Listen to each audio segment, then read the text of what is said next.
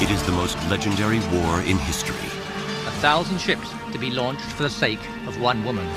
It begins with a beauty contest. Warriors, chariots, and horses. And ends with a giant horse unleashing destruction and annihilation. Whole walls fell over. A tale so powerful, it inspires 3,000 years of myth and legend. He was willing to sacrifice his own daughter. It is a story of armies divided. Deception, deceit. Stolen treasures. The decline, the catastrophe. An ancient world trade center. There were always enemies enough who wanted to have that place.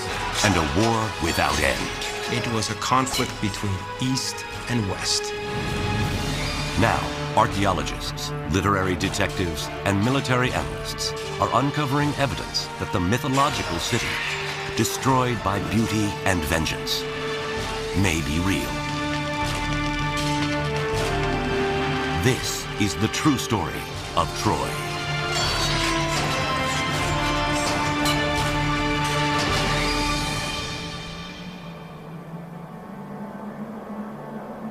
This is the cradle of Western civilization.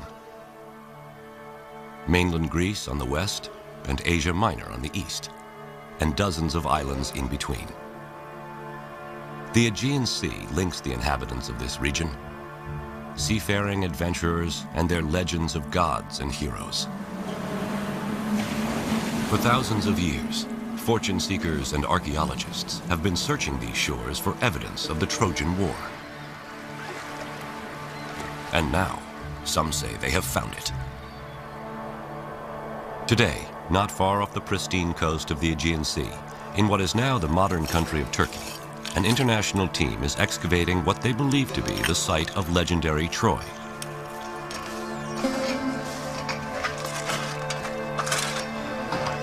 They claim they're finding evidence of a 5-acre city, complete with palace, streets, and a vibrant downtown.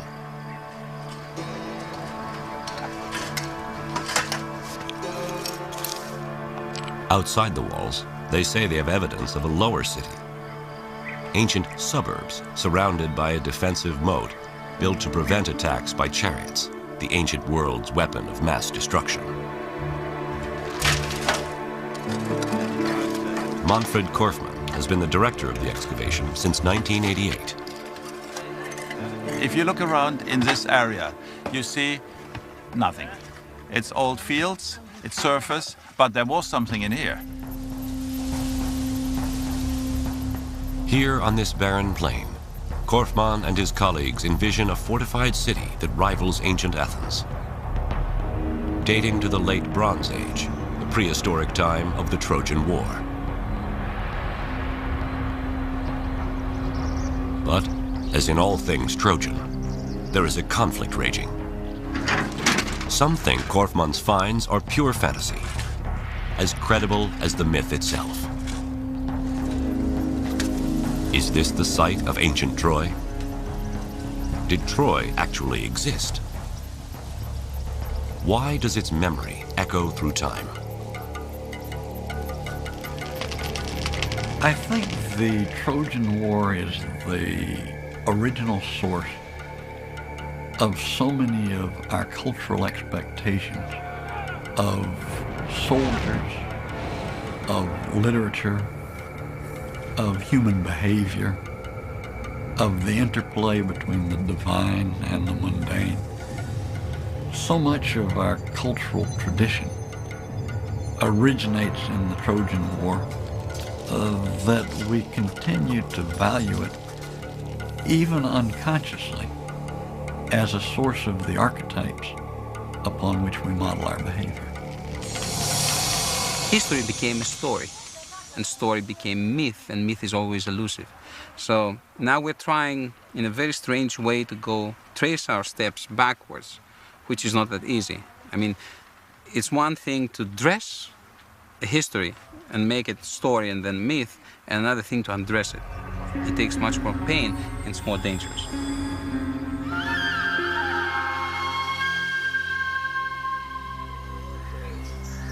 Although today some scholars have reservations about the existence of Troy, historians of the ancient world never doubted the Trojan War was history. Herodotus Thucydides, and most other major figures of the Greek and Roman world assumed that the Trojan War was a historical fact. Here, on a beach not unlike that of Troy, classics professor Robert Garland recounts the tale. Well, it all began with the gods, as things of great moment tended to in the ancient world, and it began with the wedding of Peleus and Thetis, destined incidentally to be the parents of Achilles, the greatest of the Greek warriors at Troy. And they invited all the celebrities of the ancient world, all the gods, all the goddesses, except one. They didn't think it was a very good idea to invite Discord. Discord shows up anyway. She offers a golden apple inscribed with the words, "For the fairest." 3 goddesses, Hera, Athena, and Aphrodite, claim the apple and ask Zeus to be the judge. He wisely declines and instead appoints Paris, the handsome prince of Troy. And as often happens, each of the contestants offered a bribe. The one he gave the prize to, Aphrodite, offered him the bribe of the most beautiful woman in the world. But there was one problem. That woman was married. She was Helen, married to Menelaus, king of Sparta. Paris sails for Sparta under the guise of official Trojan business. When Menelaus, his host, was absent, he eloped with Helen back to Troy, and thus unleashed the fury that would become the Trojan War. Menelaus appealed to his brother Agamemnon, who was the overlord of the Greeks at that time. And Agamemnon summoned together all the Greek cities, all the kings, for a war of revenge to right the wrong that had been done to his brother. 1,000 ships assemble, but the gods cause the winds to cease. To appease the gods, Agamemnon must make the ultimate sacrifice: the ritual slaying of his own daughter. The winds blow, the fleet sails, and the war begins. The Greeks encamp around the walls of Troy, and for the next 10 long years, heroes are made and destroyed on the battlefield. Achilles, the celebrated Greek warrior, and Hector, the Trojan champion. As the war began to drag on in the 10th year, and it looked as if there was no end in sight, so the Greeks devised the ruse of the Trojan horse. The Greeks sailed off, and the Trojan horse was left outside the walls. The Trojans broke their walls down to let the horse enter, stuffed full as it was with Greek soldiers. And in the night, as the Trojans were celebrating, down came the Greeks out of the wooden horse, let in their companions, and proceeded to rape, pillage, and destroy.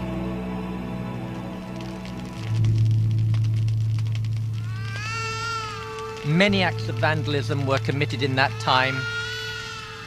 Priam was slaughtered at his own altar. Cassandra was raped.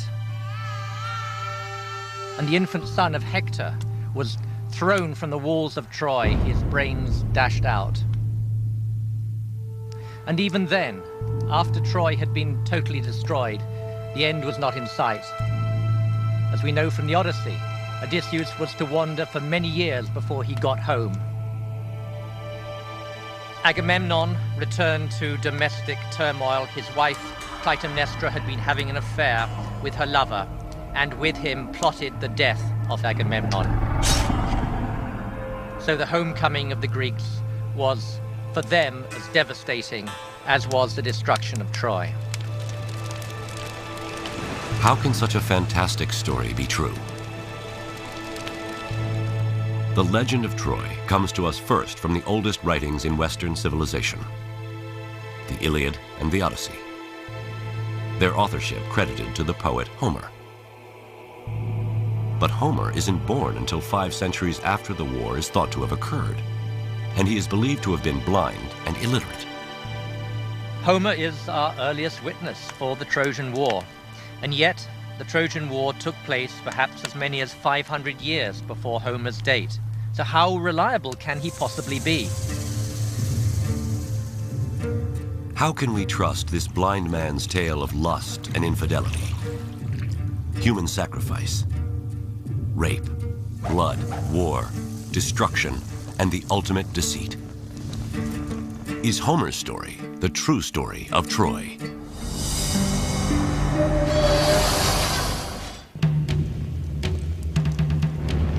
It's the most legendary war in history. The first great story of Western civilization. For years, scholars believed it was only myth. But now, off the coast of the Aegean Sea, archaeologists claim to have discovered the remains of the ancient fortress city, Troy. Is Troy and the Trojan War history or myth? How can our best witness, a blind, illiterate poet named Homer, be trusted? This is the true story of Troy.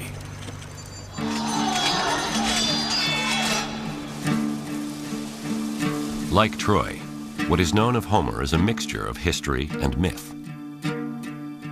Although he is credited as the author of Western civilization's first works of literature, the Iliad and the Odyssey, very little evidence of Homer exists. Some scholars estimate that he lived around 750 BC, and that the father of Greek literature was from a place not far from Troy. We think that he came from a region probably fairly close to Troy, perhaps from the city of Smyrna or from the island of Chios, but even this is doubtful. There's a strong tradition that he was blind, but other than that, virtually nothing can be said with any certainty about him. Two of the greatest mysteries about Homer concern how someone who lived 500 years after the Trojan War can recall such graphic details of battle and bloodshed. And how could one person, before the invention of Greek writing, remember more than 16,000 lines from the Iliad and 12,000 lines from the Odyssey? One possible answer is that Homer is a descendant of a lineage of singer-storytellers. If this is true, it means that the Iliad and Odyssey were not written by a Homer, but were passed down by many Homers. It's perfectly plausible that singers immediately began to sing about this famous conflict, that it was passed on from one generation to the next, not with any attention to historical accuracy, in which no one had any interest. All the details and all the fancy stuff, and the woman running away, and Achilles and Hector, and the Trojan horse, all this stuff was generated by singers over the ages. Their contributions to the story were inherited by Homer, and he added his own twist to it.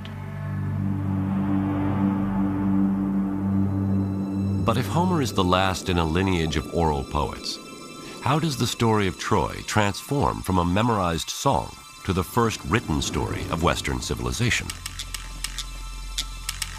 In the 1930s, an American scholar by the name of Milman Parry, equipped with some of the first portable sound recording devices, discovers a way to return to a time when all of history was a song. Parry treks to Old World Balkan villages in Serbia and discovers singers who, just like Homer, sing epic songs of ancient battles and heroes.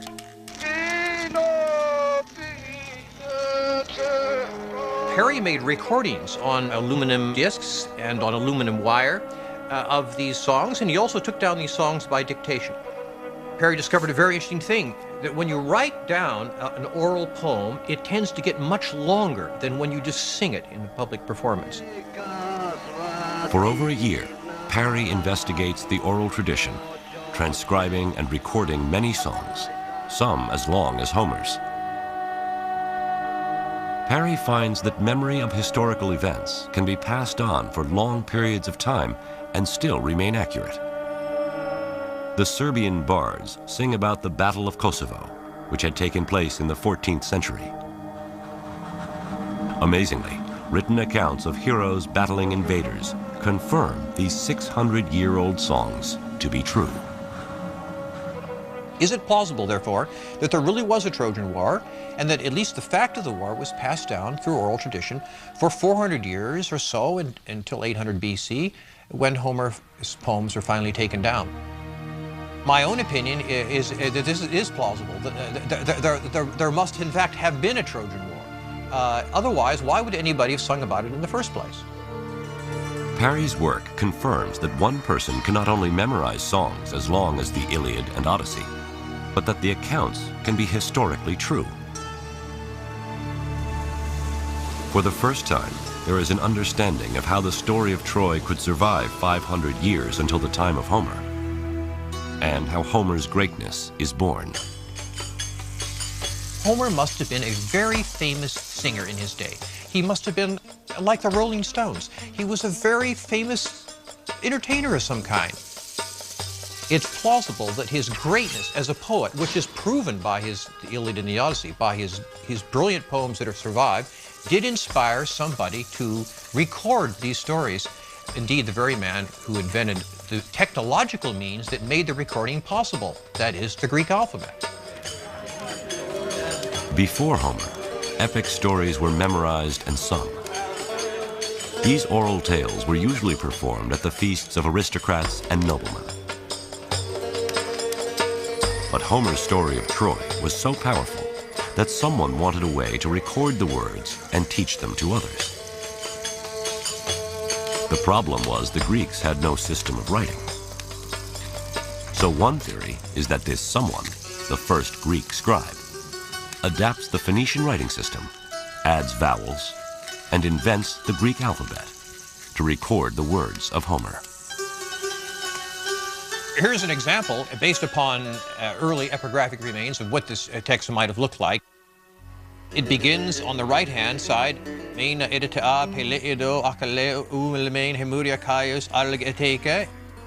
back and forth, as the ox turns, the Greeks said, comparing this style of writing to the plowing of a field where you plow up one end and back the other and back again. Now, with Homer singing to a scribe, these heroic stories of Troy, the first in Greek history to be written down, inspire a much greater audience. In my opinion, is because they were the first texts that ever existed in the Greek vocal alphabet.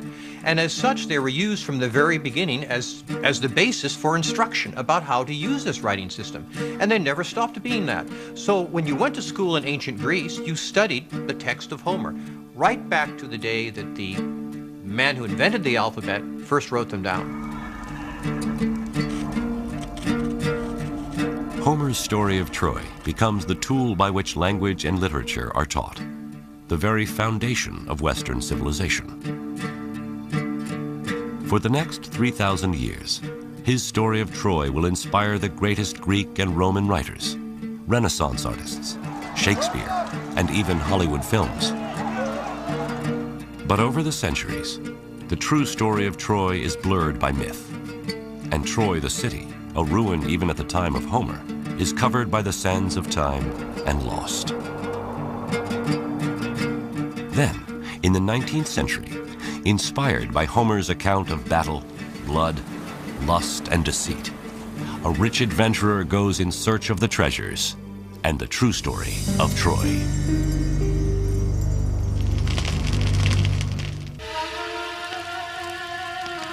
It is a Bronze Age clash of cultures, a battle over the most beautiful woman in the world.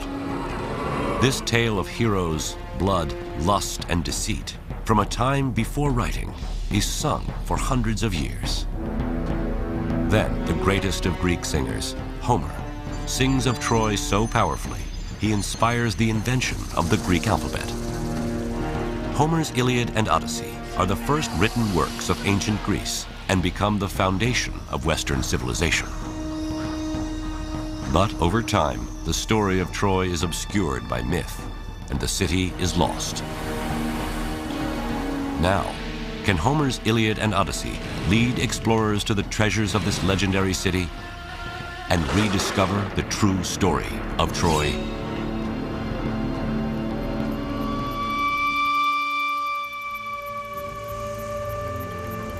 July 6th, 1827. After centuries of Ottoman occupation, Greece wins its independence and emerges as a new nation.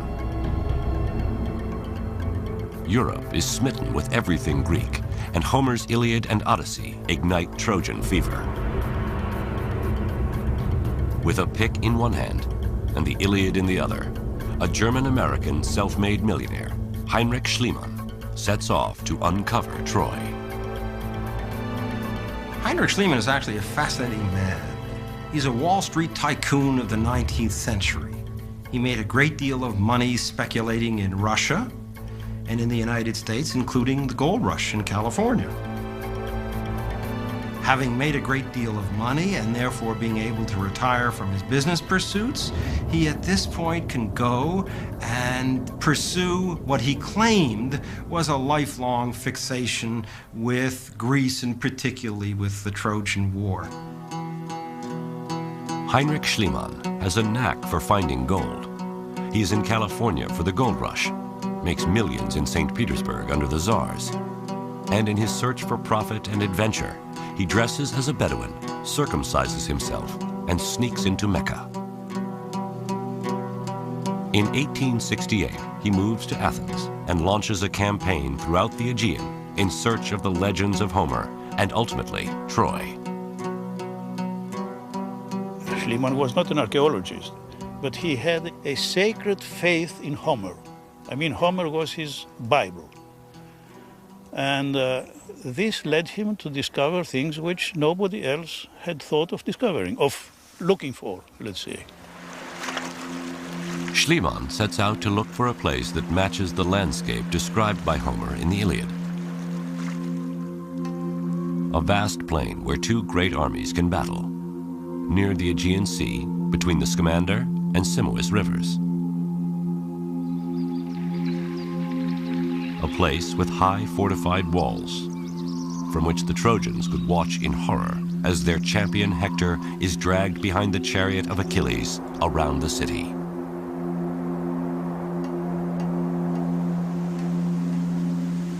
Elizabeth Reardon, architect for the excavations currently underway at Troy, retraces Schliemann's steps on the plains of modern Turkey. Heinrich Schliemann was convinced that Homer was writing about a place that actually existed. And he was also convinced that this place here, known as Hisarlik, was where he was going to find Troy. He thought that if he excavated all the way down to bedrock, whatever it was he found at the bottom had to be the Troy that Homer had written about. In 1870, Schliemann and his hundreds of workers plow through thousands of years of civilization, cutting trenches in the mound running north to south and east to west. The Trojan plain becomes littered with Schliemann's piles of what he considered rubble. He digs for years, but finds no evidence of Homer's Troy. He's getting desperate. What he really needed was a big, splashy find. The man was very lucky because at the end of his third year of excavating, he made a find that fit that bill.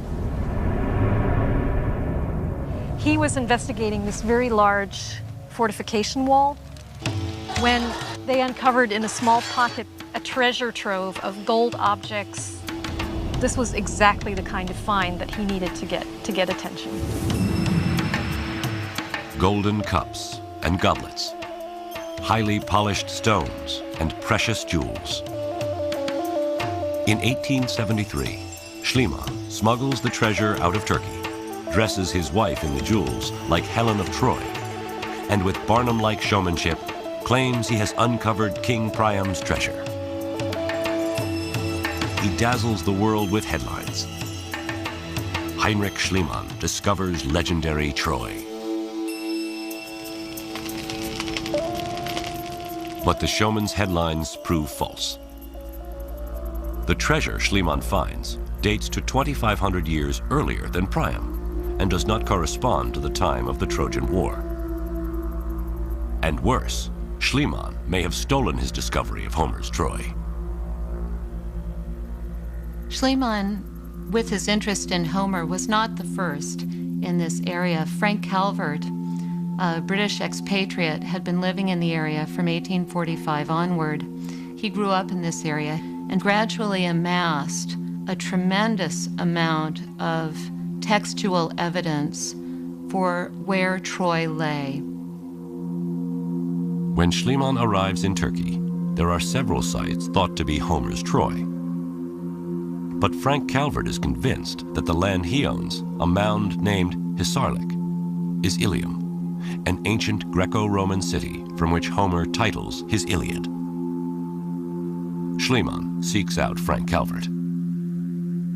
When Schliemann came to the Calvert house in August 1868, Calvert's house was full of artifacts and works of art that Calvert had excavated from Hisarlik, from Troy. Now, when they had dinner, Calvert told Schliemann all about his excavations, showed him what he had found, and Schliemann was clearly very impressed. Schliemann goes back to Athens, and without ever setting foot on the site, writes his first book on Troy. The problem is, he doesn't know the details.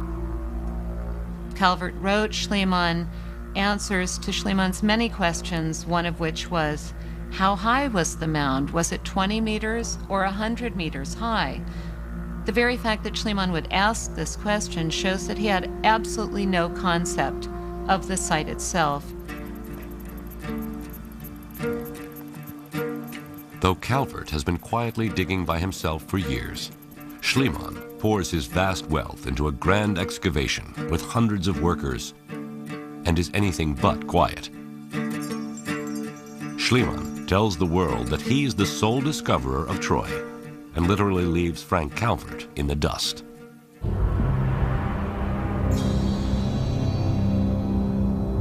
Despite false claims of Priam's treasure and accusations of stealing the site of Troy from Frank Calvert, Heinrich Schliemann convinces the world that Hisarlik is the site of Homer's Troy and that the Trojan War is real. Schliemann was somebody who dedicated his life, his fortune, and his activities to proving Homer true. And this has my respect. It's largely because of Schliemann that we're asking the question, was this war real? Today we still follow in that tradition in asking questions about the Trojan War. But even Heinrich Schliemann, perhaps the most devout believer in the Iliad as history, can't produce definitive proof of Homer's Troy. Somewhere in these ruins is the promise of finding some scrap of writing, some Trojan treasure to prove beyond doubt that the Trojan War and the story of Troy are real.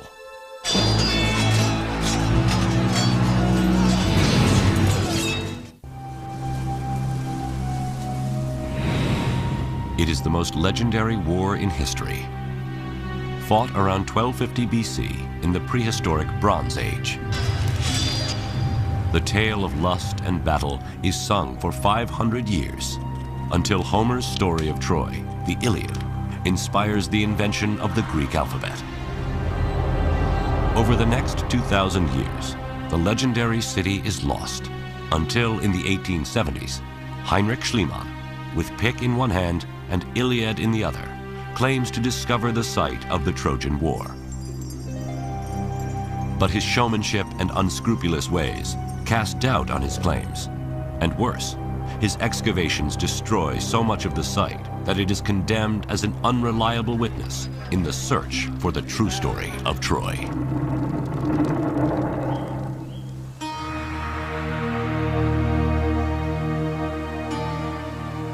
How could this rock heap in present-day Turkey be Homer's Troy? Even Schliemann expressed doubts. It is all poetry, he says. Troy is a myth, and the site of Hisarlik is only a hill. In essence, he says in various writings, well, I'm very pleased at what I've done. I've discovered Troy, and so on and so forth. But I'm a little disappointed because based on what Homer says, his description of Troy, I would have thought that Troy would have been bigger. Where is the proof that Hisarlik is big enough to be Homer's Troy? After Schliemann's death in 1890, his wife Sophie and dig director Wilhelm Dorpfeld identify the different levels of the mound at Hisarlik and number the layers according to years. They discover that Schliemann dug too far, that Priam's treasure comes from about 2500 BC, or level 2. The Trojan War is thought to have taken place at level 6 or 7, about 1250 BC. And at that layer, they find evidence of cataclysmic destruction. Is this evidence for a real Trojan War? In 1932, one of the most revered figures in archaeology, Carl Blegen of the University of Cincinnati, arrives on the scene. Blegen, having excavated in the mainland, felt that this was the time to go back to Troy to try and place Troy in the context of the larger Greek Bronze Age world. Blegen re-examines the entire site, discovers that Troy is at its height at level 6. At the layer above, level 7, he discovers a concentration of houses within the walled city that seem to indicate the population is seeking protection against a siege. But not even Blegen discovers a city as large as that described by Homer. Troy seems destined to remain a mystery. Then, in 1982, Manfred Korfmann comes to Troy. There's much skepticism in the archaeological world about his going back to Troy. Many people thought that it had already been excavated after all the 3 campaigns there, that there wouldn't be much more to discover.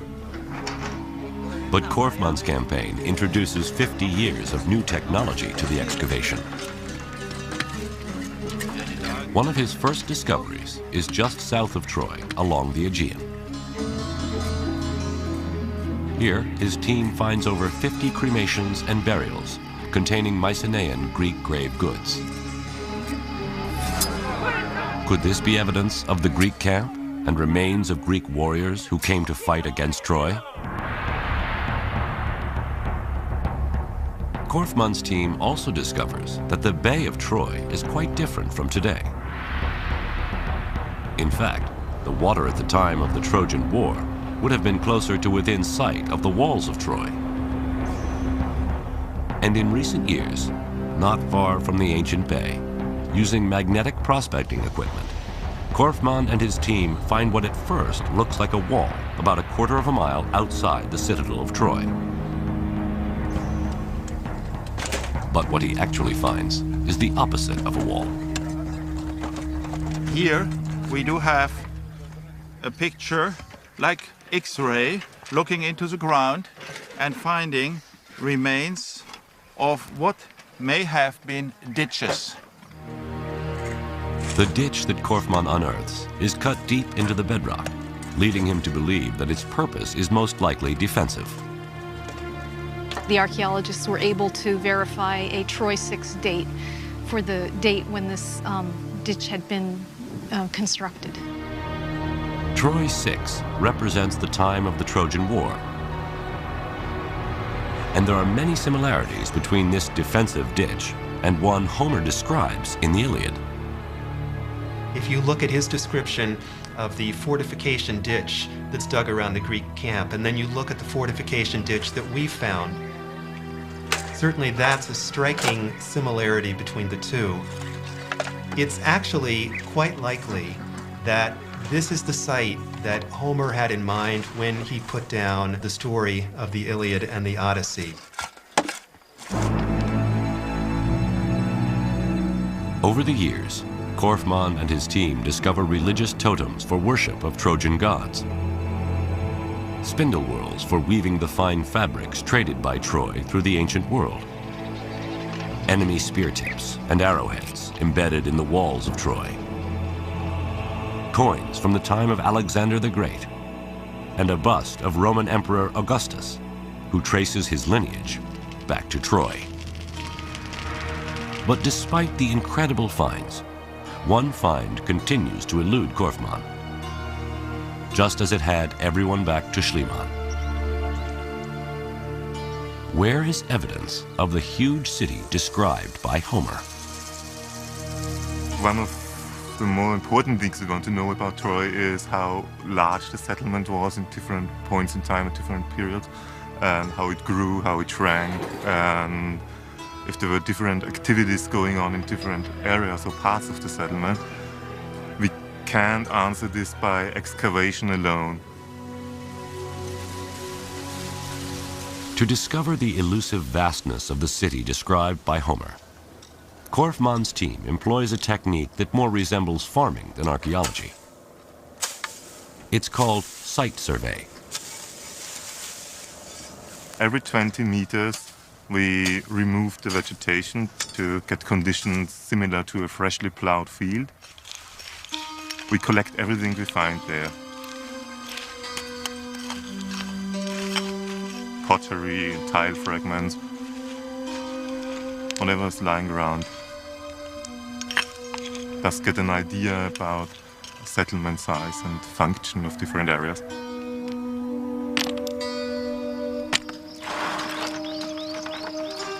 They bring their finds back to camp, where artifacts are washed, classified, and dated. It's a lot of broken pots, representing thousands of years.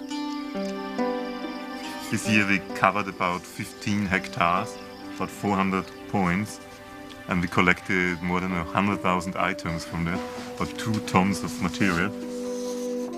A significant quantity of the pottery shards are from the Bronze Age, particularly the time just before the Trojan War.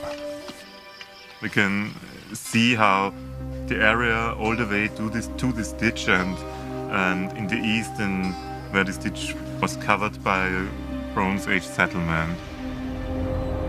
Pieces of the Trojan War age pottery extend over a quarter of a mile out from the walled city of Troy, all the way to the defensive ditch. This ditch, described by Homer as built by the Greeks to defend their ships, is more likely a ditch built by Trojans to defend Troy against the Greeks. Korfmann is confident that this area, from the ditch to the fortified walls of the citadel, is a vast lower city, more than 5 acres, that along with the temples and palaces of the citadel, comprise the glorious city that is Troy. It is a Troy large enough to match Homer's, and rich enough for the Greeks to want to conquer. We archaeologists have in Troia the proof and the hints that this place always was fortified again and again. It was always rich enough to defend itself. There were always enemies enough who wanted to have that place. For us, this is enough argument to say that there always had been war at this place. It seems clear that nearly 3,000 years after Homer, Manfred Korfmann has finally proved that Troy is real. But now, where is the evidence of the Trojan War? What was it really fought over? Are we to believe Homer's claim that a woman, even the most beautiful woman in the world, could cause the destruction of Troy?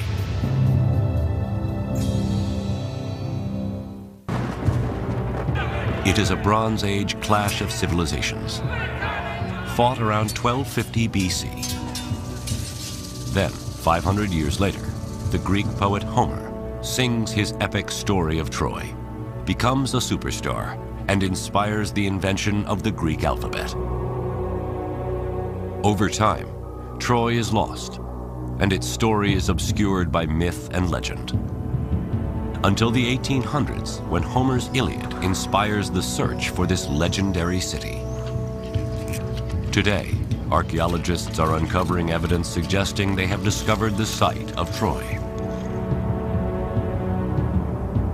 But how can the theft of Helen, the most beautiful woman in the world, launch 1,000 ships in a fight for love and glory? Is this the true story of Troy?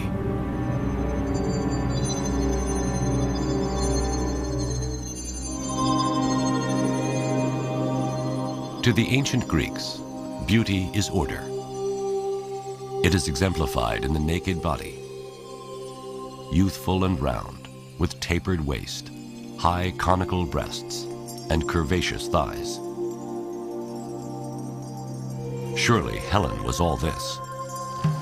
And her theft, an attack on world order, an act of war against the Greeks. But her abduction is also a personal affront against a very powerful ruler. The legend of Helen being abducted and from that the war flowed is not impossible, but it's unlikely as a sole cause. Brigadier General John Brown of the U.S. Army is an expert on ancient warfare. What's more likely is that there was an opportunity waiting to happen, a war that was awaiting a cause. There was an instinct for expansion on the part of the Mycenaeans that provided an underpinning that needed a triggering event. Helen being abducted would very readily have been a kind of a triggering event that could have galvanized the warriors of such an age into an effort to redeem their reputation and increase their glory. Homer tells us of a coalition of Mycenaean Greeks under the leadership of Agamemnon crossing the Aegean in 1,000 ships to make war on Troy sometime around 1250 BC. How does Homer's account stack up against modern military strategy? A quarrel over women who were stolen. Acting as military chief of staff to Agamemnon, General Brown assembles his staff. Troy is a heavily fortified. Intelligence, Stay clear of this operations, brought it within the walls. logistics, personnel. They gather to make war on the enemy, the Trojans. Gentlemen, we've been asked to do an operational analysis of the Trojan War to try to come to grips with the campaign imperatives that affected both the Mycenaeans, or Greeks, and the Trojans in the course of the first order of business is what's at stake. The control of the seaborne trade route critical to the commercial economy of the ancient world. The strategic setting is dominated by the necessity of controlling trade routes. One I'd like to call your attention to in particular, and the one that affects our story, is the one running from the Black Sea through the Bosphorus, the Sea of Marmara, and out the Dardanelles. That's precisely the location of Troy. Troy's location gives it control of the trade route from east to west, access not only to the breadbasket of Western Asia, but also treasures of gold, spices, and luxury goods. A shipwreck discovered off the coast of Turkey in 1984, dating from the time of the Trojan War, is testimony to the riches at stake. Treasures from 7 civilizations are aboard the ship.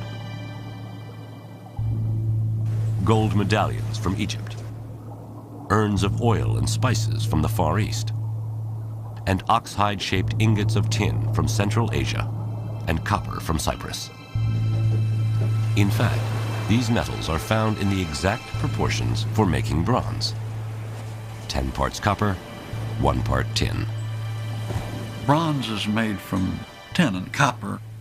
When you control your access to those materials, you're controlling the industrial materials of the Bronze Age. Controlling bronze production in the Bronze Age is like controlling oil in the Oil Age. If the Greeks want to become an empire, they'll need to capture Troy. But how? If you turn from that strategic setting to the operational level, they had no choice. Again, Brigadier General John Brown and his staff apply modern military planning to the ancient battles of the Trojan War. From a personnel point of view, what would you tell me about the layout if this represents the Mycenaean capability and this area right here, Troy? Troy's population did not compare in military manpower to the Greek state allies against it. The Greeks assemble a coalition army to outnumber the Trojans 5-1. They'll need that overwhelming force to ensure a quick, decisive victory. And to deliver that force, Homer says the Greeks sailed to Troy on 1,000 black-bowed ships. Is there anything we should know from an intelligence point of view? Well, a couple things I'd like to point out, sir. First, as you know, Troy is a heavily fortified city. It's got a strong and a high wall. If we allow them to get behind that wall, that means we're going to have to lay siege to them. Also, they have a series of potential allies that if we alienate them, could come down on the side of the Trojan. Well, given that intelligence backdrop, what do you think the operation should look like? The Greeks should land directly before Troy and either defeat them on the battlefield in open combat with our overwhelming force or starve them out of their walled city. Overwhelming force delivered directly to the shores of Troy on 1,000 ships. The Greeks are poised to recapture Helen, restore their honor, and gain power and wealth by controlling the most important trade route of the Bronze Age. It's a simple enough plan.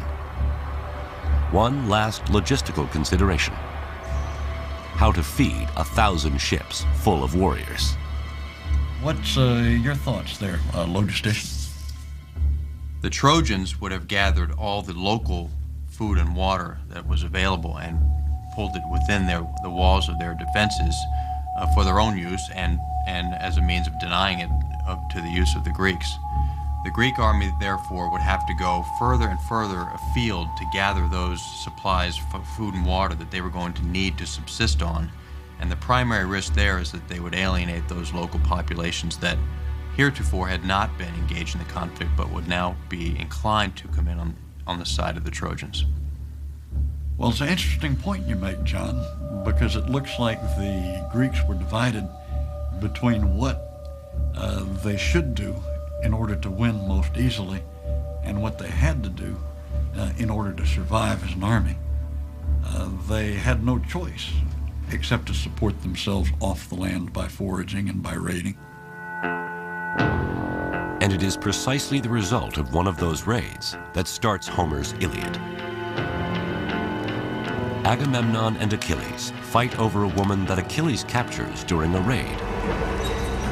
Agamemnon pulls rank and claims Achilles' war prize for himself. Achilles rages, reaches for his sword. Professor of Classics Robert Garland reads from the Iliad. Someday, I swear, a yearning for Achilles will strike Greece's sons and all your armies. But then, Agamemnon, harried as you will be, nothing you do can save you. Not when your hordes of fighters drop and die, cut down by the hands of man-killing Hector. Then you will tear your heart out desperate, raging that you disgraced the best of the Greeks. Achilles withdraws himself and his troops from battle, and the raids the Greeks conduct drive the neighboring population into an alliance with the Trojans. The Greeks lose their advantage of overwhelming force, and the war drags on for 10 long years with no clear victor. I think from the point where Homer begins the Iliad, where there is a quarrel between Agamemnon and Achilles, his most important warrior, it's clear that this is not altogether a coalition of the willing that he has brought to Troy. The trouble for this coalition of the unwilling starts 10 years earlier back on mainland Greece, where Agamemnon plots a course of revenge and plunder. There, he will be forced to make the ultimate sacrifice, the ritual murder of his own daughter. Troy, a Bronze Age World Trade Center. Sung about by Homer, his Iliad and Odyssey become the first literary works of Western civilization. But is the mythological city real? Archaeologists now seem certain they have discovered the legendary lost city. But what evidence do we have of the enemies of Troy? the Bronze Age Greeks, and Homer's King of Kings, Agamemnon. How does Agamemnon forge a coalition of Greek warlords to wage a war of revenge and plunder? This is the true story of Troy.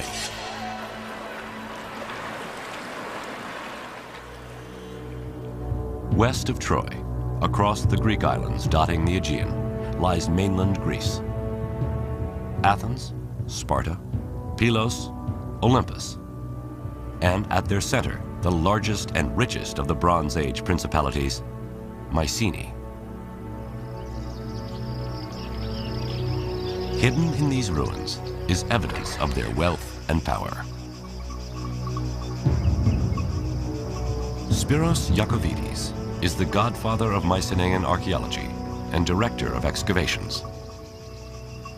I have been working here since '58, which means for 40 odd years. And I have come to love the place. Mycenaean civilization was a time of very active interconnections. People had to come through Mycenae or through the area of Mycenae wherever they wanted to go. Just the sight of this fortress sends a message of power to friend and foe alike.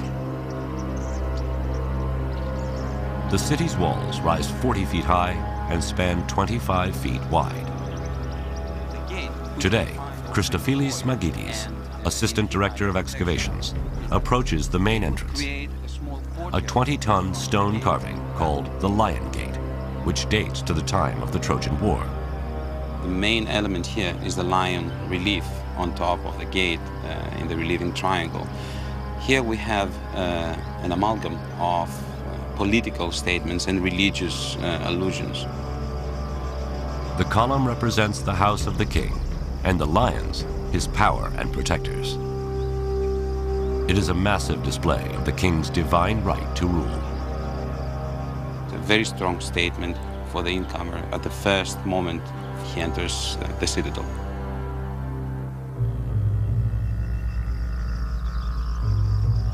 Just inside the Lion Gate, here in 1876, Heinrich Schliemann uncovers one of the richest finds in archaeological history, including a magnificent golden death mask.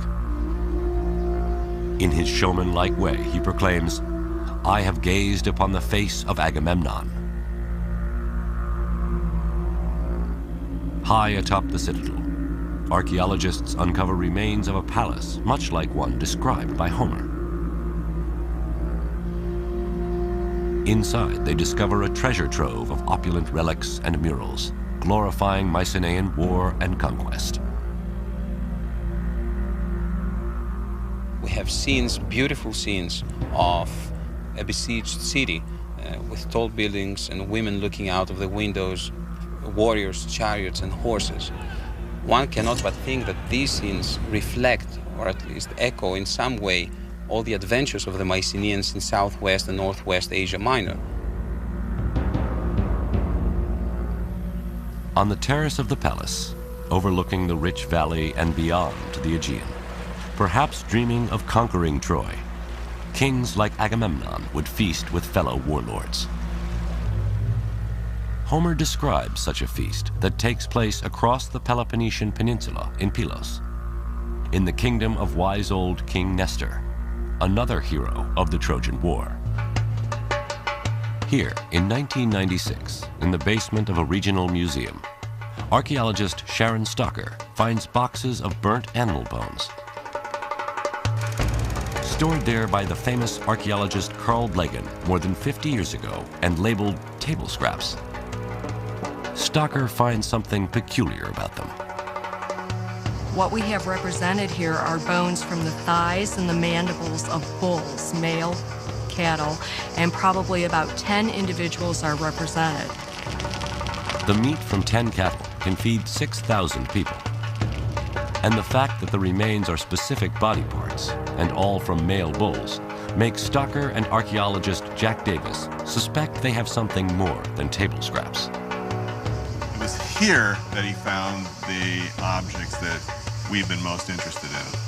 Yes. That is, in this corner, more or less, must have been the gigantic heap of animal bones. Clearly, the bones represent the animals eaten at the feast. A little bit closer to the wall in here had to be the spearhead. The spearhead is likely to be the butchering tool.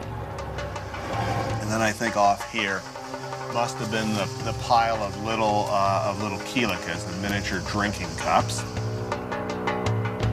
In Blegen's 1950s excavation, thousands of kielikis were discovered in every corner and corridor of Nestor's palace, representing thousands of guests drinking.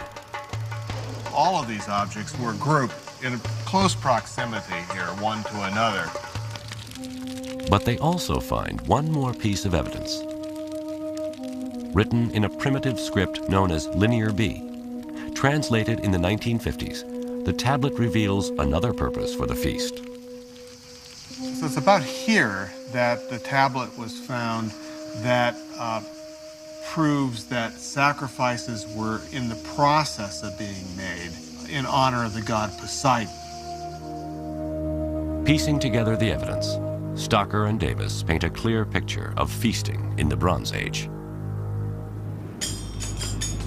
Okay, so Sherry, if we were coming here to a feast, this must be where we get our first glimpse of the actual banqueting area.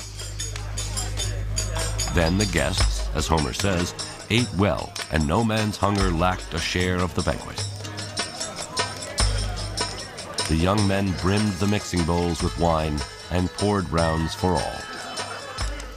And they would have seen the power of the kings displayed there on the walls above them as they were participating in the feast, as a kind of reminder of what the Mycenaeans were capable of doing. Yes.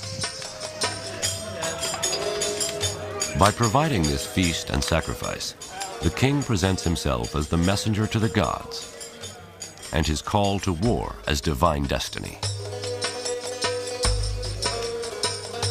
Surely the feast in this setting is a persuasive weapon for a king luring warriors to join him in a battle against the Trojans. But as a final appeasement to the gods, King Agamemnon must make the ultimate sacrifice: the ritual murder of his own daughter.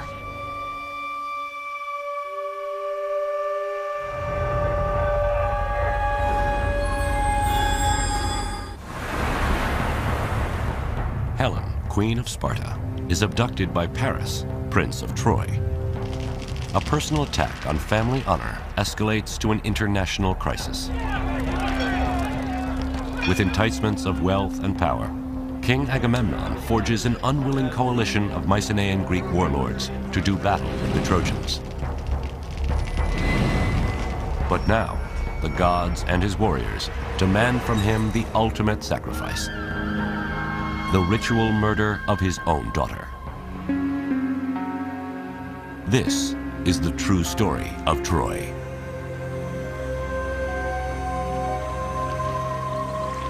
At perhaps the most disturbing intersection of mythology and history lies the practice of human sacrifice.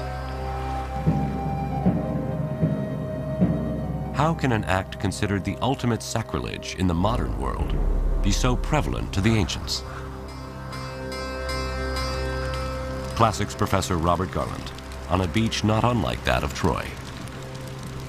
Human sacrifice is committed by Agamemnon. Achilles, we are told, slaughters 12 Trojan youths to appease the spirit of his friend Patroclus. And at the end of the war, Polyxena is sacrificed at the grave of Achilles. Although these incidents of human sacrifice exist in the mythological realm, there is also historical evidence of human sacrifice. From Egypt to Babylon, slave and prisoner sacrifice is widespread during the Bronze Age, often used as a public display of the king's power. But could the Greeks, founders of Western civilization, also have practiced human sacrifice? There seems to be some archaeological record of human sacrifice. I'm just going to mention certain chamber tombs here in the area of Mycenae, where we have found bodies of slaves, one on top of the other. They were probably slaughtered when their master died, or prisoners of war, and so on and so forth. To them, it was not probably a human sacrifice. What we consider human sacrifice is not the same thing with what they consider human sacrifice. A slave or a prisoner of war is an object, is not a human being. Interestingly, although human sacrifice is prevalent in the mythology of Greece and the Trojan War, Homer never mentions it in the Iliad. It's a few hundred years after Homer when some of the greatest Greek playwrights incorporate human sacrifice into their stories of the Trojan War. One reason may have been as a storytelling device to entertain their audiences. It's often true that forms of religious behavior that were once sacrosanct and received great veneration later on become the subject for horror and a way of getting a chill, really, out of the audience. So in the story of the Trojan War, Agamemnon succeeds at assembling a coalition of Mycenaean warriors. But as they ready to set sail for Troy, the winds blow against them. The oracle tells Agamemnon, for favorable winds, he must sacrifice his daughter, Iphigenia. He did so by summoning her to Aulis on the pretext that she was going to be married to Achilles. Instead, he butchered her, and in so doing, set in train a terrible set of events that would end in his own death.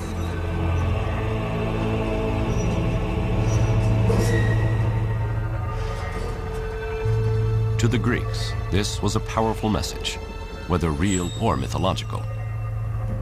In war, a king asks his subjects to sacrifice the lives of their sons. Now the king, by offering his daughter, is making a similar sacrifice. The Greeks may see it as democratic and egalitarian. If not us, why not the king? And if not our sons, why not his daughter? To us, the idea of sacrificing Iphigenia seems horrific. But given the religion and mores of the time, the sacrifice of Iphigenia was a supreme expression of commitment on the part of Agamemnon. He was so committed to the success of this enterprise that he was willing to sacrifice his own daughter.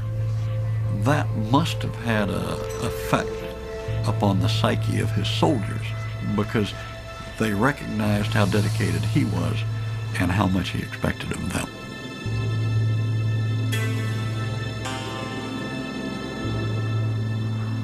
Thus, the first blood spilled in the Trojan War is that of a child. Ultimately, Agamemnon will pay for her death with his life. But for now, a forceful wind blows the Greek war fleet east to Troy. What the Greeks didn't know is the resistance they were about to meet at the hands of man-killing Hector and his army of Trojans.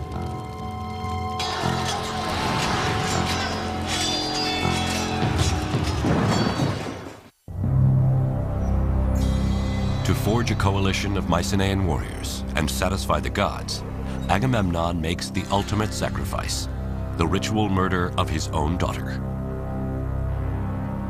In 1,000 ships, the Greeks sail east to Troy with dreams of wealth and honor.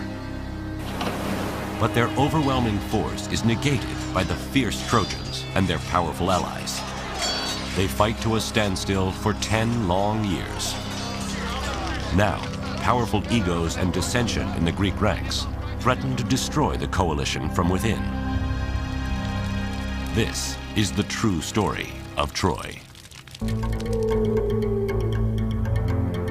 It is an epic clash of civilizations, a defining moment in prehistory to which, once again, Homer may be our best witness.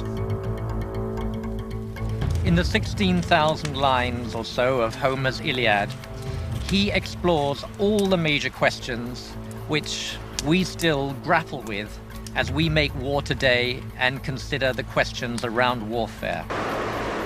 The justification for a major military exercise, the accountability, the quality of military leadership, the nature of courage and cowardice on the battlefield, and indeed what happens to victors and defeated alike in the face of day-to-day brutality. And yet, in his Iliad, Homer doesn't chronicle the entire 10 years of battle.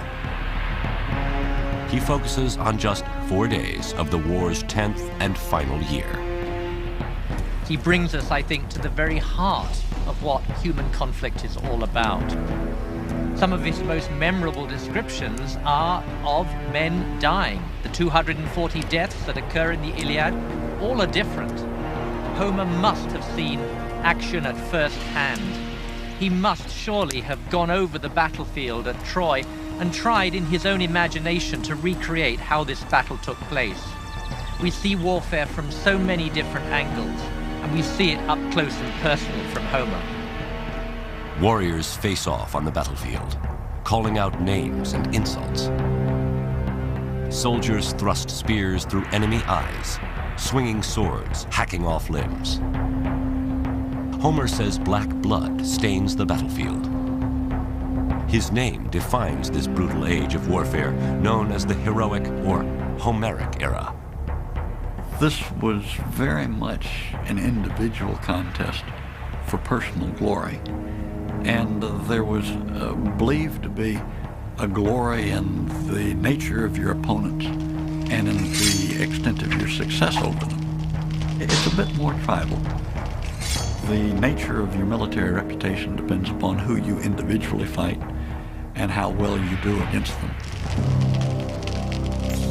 Homer describes many duels, but one he portrays as the ultimate duel, the one to end 10 years of war. Menelaus, the offended husband of Helen, is challenged by Paris, Helen's Trojan lover. If Paris kills Menelaus, Helen stays in Troy and the Greeks withdraw defeated. If Menelaus kills Paris, he reclaims Helen, takes a king's ransom of gold from Troy, and Greek honor is restored. The two armies sit down and the duel takes place. This is sanity, Homer is saying. This is how it should be. But it's not how it goes. Menelaus and Paris cross swords, risking life and honor to end a decade of conflict.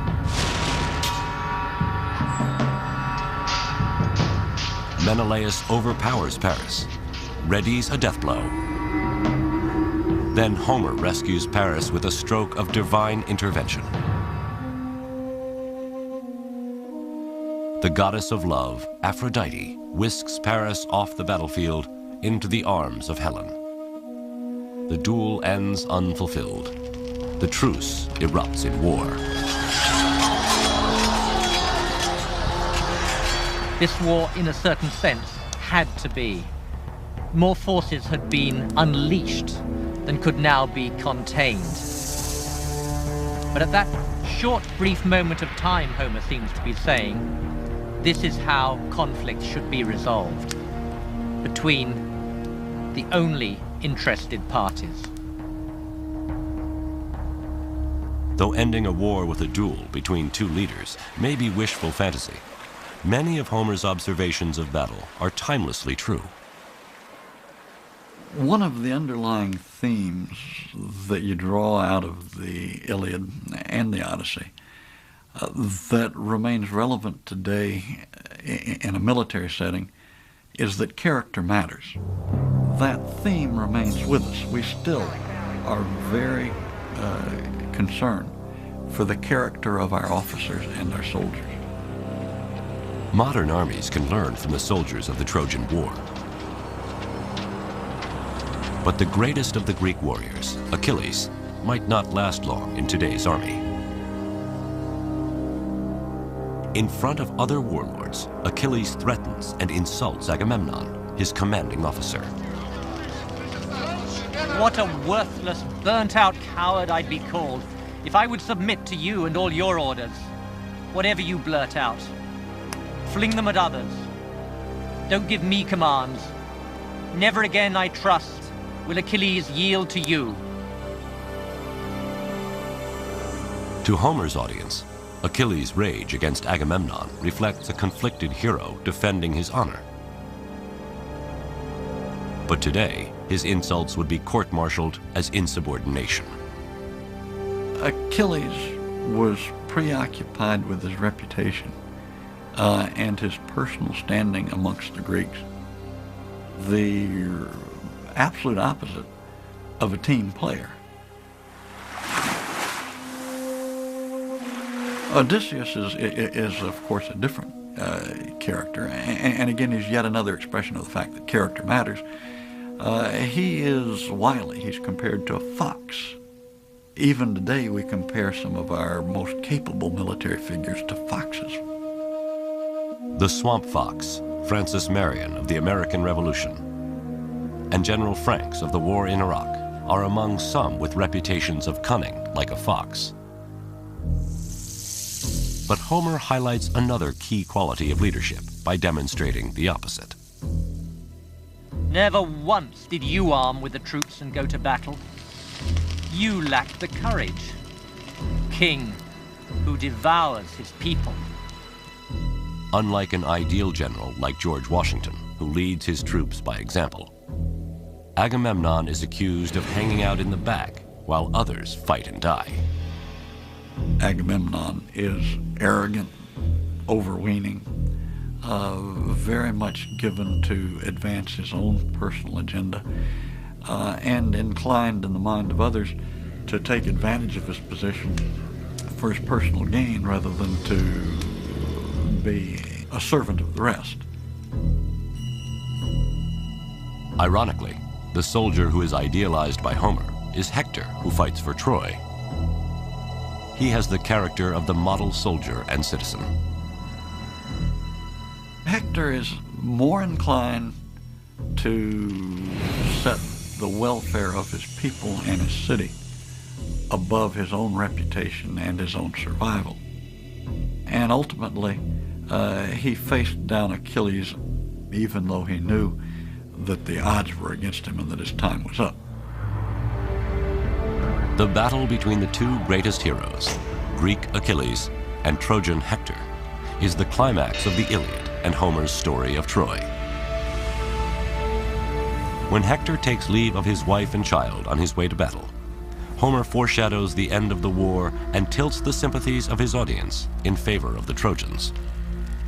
Hector envisages that Andromache will be a widow and that his son Astyanax will be an orphan. And like any true husband there, he says, I care for you more than I do for my countrymen. It's your fate that really matters to me. Homer portrays Hector as a family man. While the Greeks are fighting for revenge and greed, Hector is fighting to defend his wife, his child, and his home. The Trojans, in a sense, are us. And it is through their eyes, very largely, through the eyes of men like Hector, that we read the events that are going to be so shattering.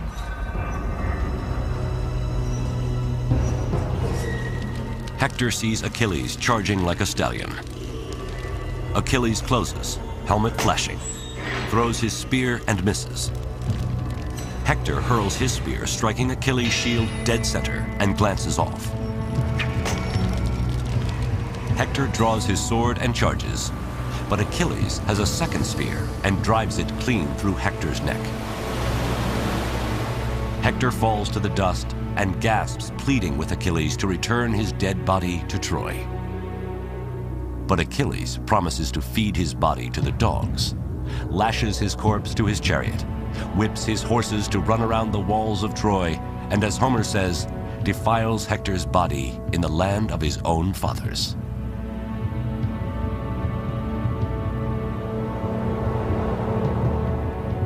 And in the last great scene of Homer's poem, King Priam comes to beg for the mutilated body of Hector, his son.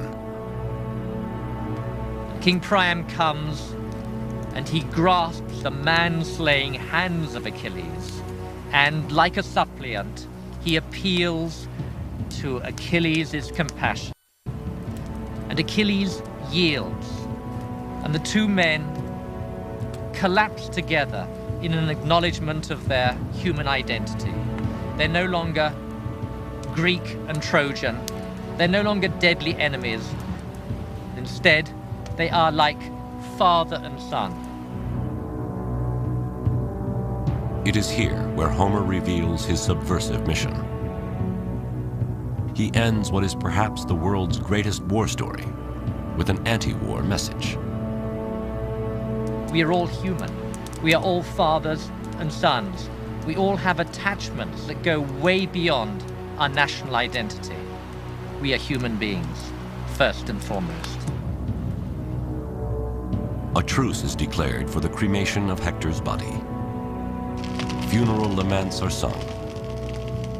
The flames from the fire consume his corpse, and looming are the walls of Troy. Homer does not elect for a Hollywood ending. He elects for an ending which reminds us that more slaughter is to follow. Homer is saying to us, his audience, in a way, you are not to be trusted. More havoc will surely follow. More brutality, more carnage, and ultimately, too, the destruction of Troy. Although this completes Homer's story, the true story of Troy does not end here. Suddenly, the Greeks are gone, and a wooden horse stands outside the gates of Troy.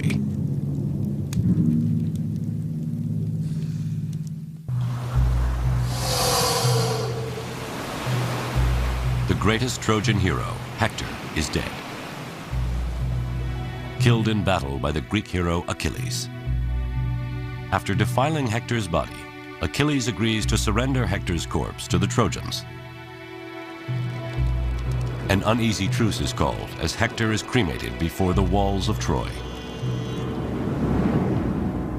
But when dawn breaks and the Trojans brace for another Greek attack, they discover their enemy is gone and a wooden horse stands outside the city gates.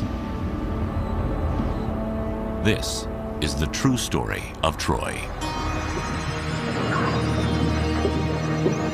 The most famous symbol of Troy, the Trojan horse, comes to us from legends other than Homer's Iliad. The legend tells us that this was a war that was not won by uncommon acts of valor, by steadfastness and military discipline, all the qualities that we might expect. On the contrary, it was won by a devastating ruse. It was won by deception, deceit, and conspiracy, and all the things that we might consider to be dishonorable in the conduct of warfare. Everyone knows the story. After 10 years of battle, the Greeks and Trojans fight to a standstill. Then Odysseus comes up with a plan. The Greeks build a giant wooden horse, leave it as an offering to the Trojans, and then sail away. Some Trojans are skeptical. Laocoon warns, beware of Greeks bearing gifts.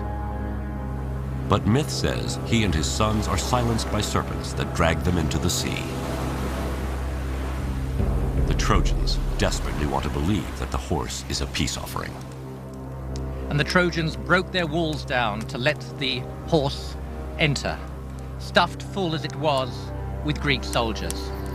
And in the night, as the Trojans were celebrating the departure of the Greeks, down came the Greeks out of the wooden horse, let in their companions, and proceeded to rape, pillage, and destroy.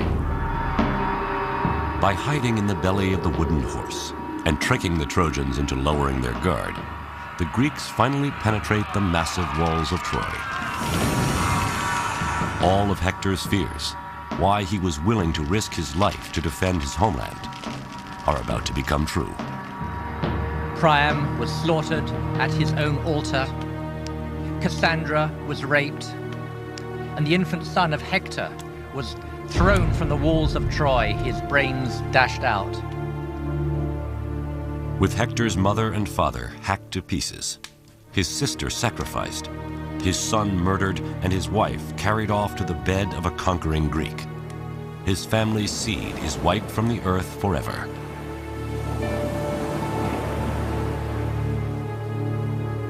For the Greeks, this hard-earned victory means honor restored, the riches of Troy, and Helen. But although there is plenty of archaeological evidence of Troy being destroyed, how could the legend of the Trojan horse be true? The Trojan horse has become something of a metaphor for trickery, you know, for being able to outwit your opponent, for having something that is so carefully contrived of an artifice that you're given an overwhelming advantage. The idea that the Greeks would have in fact built a large wooden horse, hidden inside it, and had it dragged inside of Troy is certainly possible, but it kind of strains your credulity a little bit that someone really could have pulled that off. My inclination is to see in the Trojan horse some kind of a representation, vaguely remembered, of siege equipment, the weaponry that can be brought up against walls to either bring them down or to somehow neutralize them. Hittites and Assyrians possessed siege technology. It's possible this Bronze Age weapon of mass destruction could have inspired the legend of the Trojan horse.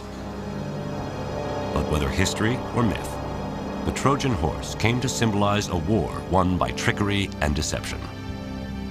What the legend seems to be telling us is that even though this war was fought for a just cause of sorts, and even though in the end right won, in the sense that the Greeks were victors, nonetheless, that victory was at such cost that it put into question the whole validity of the war itself. Achilles meets his death, struck in his heel by an arrow from the bow of Paris. Odysseus is doomed to wander for another 10 long years before he gets home. Menelaus readies to kill Helen, his unfaithful wife, but when he sees her naked beauty, drops his sword. They too take 10 years to find their way back to Sparta. And as for Agamemnon, on his first night home in Mycenae, Clytemnestra, his queen, having never forgiven her husband for the sacrifice of their daughter, assassinates him in his victory bath. So the homecoming of the Greeks was for them as devastating as was the destruction of Troy.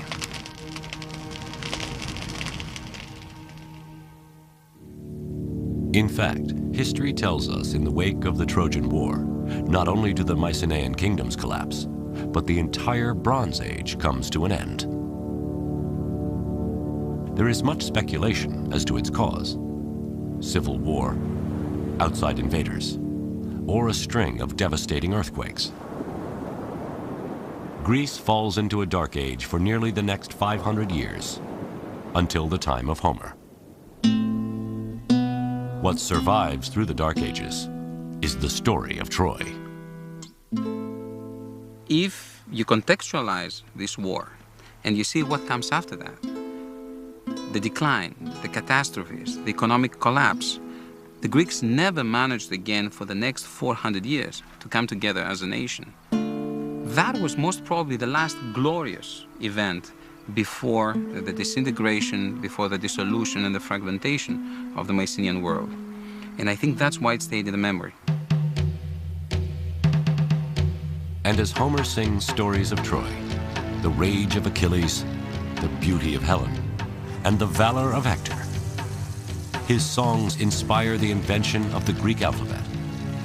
The Iliad and Odyssey become the foundation of Western literature, and Troy is emblazoned forever into the history of the world.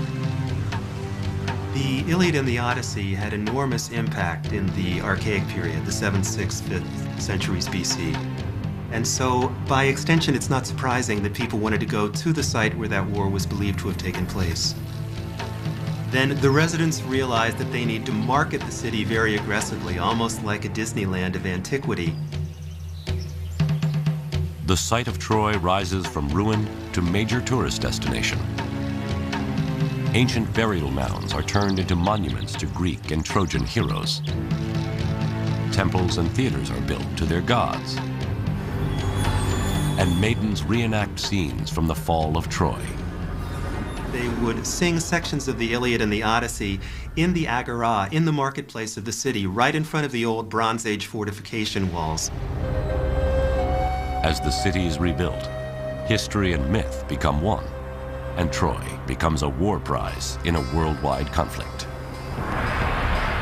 The Trojan War, among other things, resonates because, from the perspective of many people in antiquity down to the present time, it was a conflict between East and West.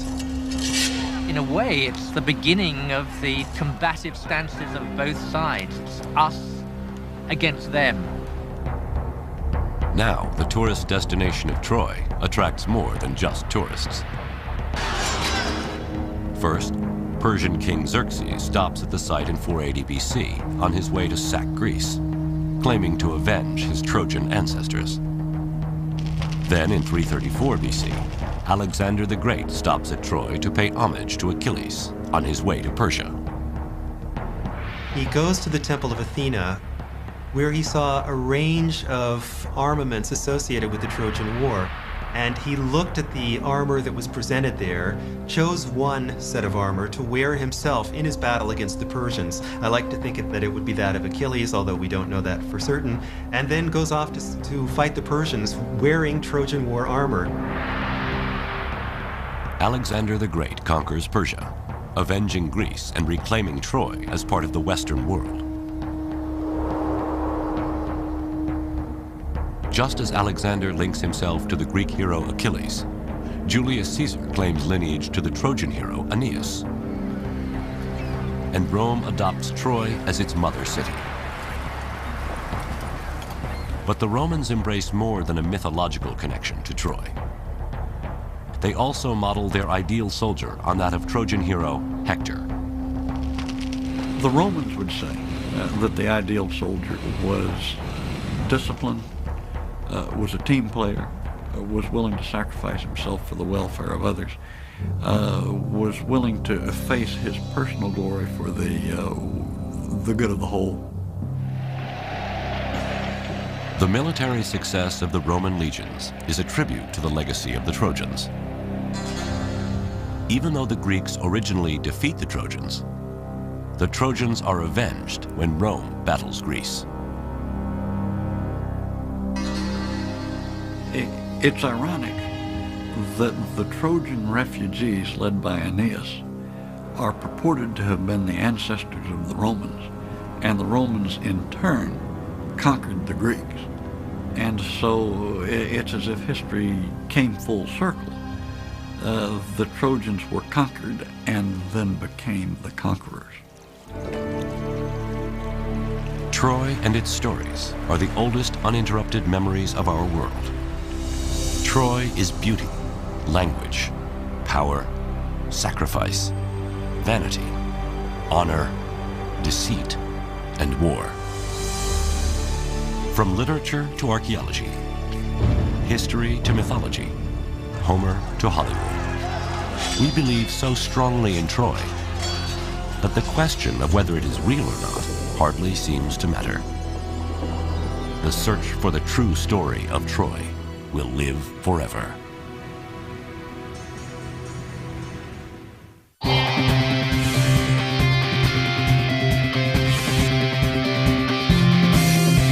There are always going to be surprises. You don't have to speak the language to be able to interact with people. Knowing that can make you look at history in a new and exciting